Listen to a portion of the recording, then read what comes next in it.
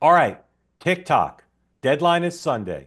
Both Joe Biden and Donald Trump are said to want to delay the deadline so people can continue to watch themselves dancing in their kitchens beyond Sunday. There's all sorts of intermediate steps that might be taken. There's some question about what either Joe Biden or Donald Trump could do in the face of a bipartisanly passed congressional law. We are still waiting for the Supreme Court ruling, but the court is not expected to strike down the law or delay. Donald Trump has said explicitly now he's looking for a way to delay this. He loves TikTok. The head of TikTok is coming to the inauguration, like everyone else who's a billionaire off of social media. We don't know exactly how this is going to happen, but I think it's pretty clear that there's not that TikTok is not going to disappear from phones on Sunday. Now, subplot. In any administration, there's a pair of jobs held by people who could be in conflict. One is the Treasury Secretary and the head of the National Economic Council. The other is the National Security Advisor and the Secretary of State. I believe this administration is on track for those two pairs to get along really well. Marco Rubio has been a star in his confirmation hearings, bipartisan support. People are very high on his prospects in that job. The National Security Advisor, I think, is a sleeper story. He has been extremely visible. He is, I think, has the potential to be extraordinarily good at this job based on what I've seen so far. Here he is on Fox talking about the TikTok situation.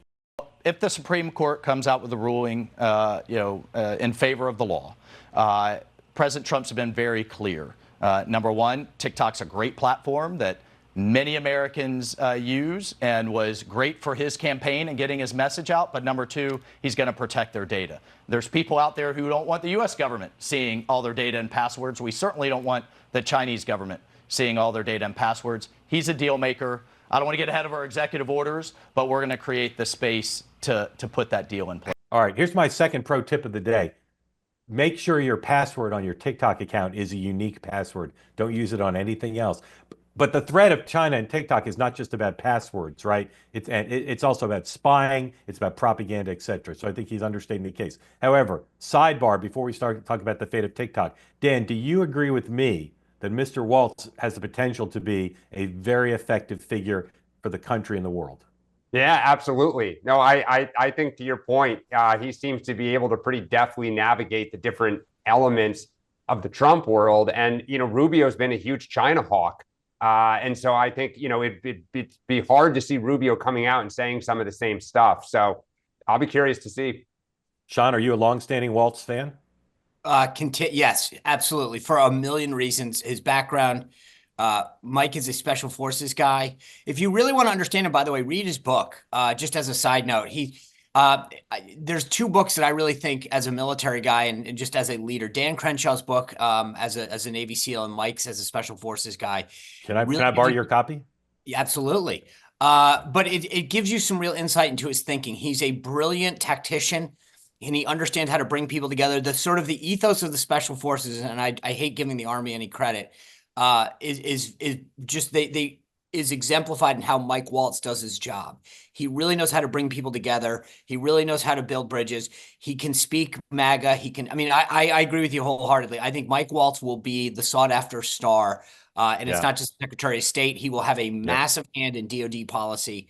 But he's a smart guy, a brilliant communicator. And the one other pro tip you mentioned about taking a job, one caveat in the Trump administration is remember, your job isn't about you, it's about President Trump. And what he did brilliantly in that interview was not say what Mike Waltz thinks, what Congressman Mike Waltz thinks, what former Colonel Mike Waltz thinks. He said what President Trump thinks. And the way he articulated President Trump's thinking was almost as if President Trump had written it himself. Yep. And I'll remind people who claimed for 2 years, if Donald Trump wins, no one good will go work in the administration. It'll all be a bunch of third-tier MAGA yes men and women. That guy appears to me, from everything I've seen, to be a world-class pick for a very important job. And credit to President Trump for picking him. Grateful to him for taking it, assuming he doesn't flame out. And again, a reminder to those of you who think Trump is just picking horrible clowns. Just not true. He's only picked some horrible clowns. He's also picked some excellent people.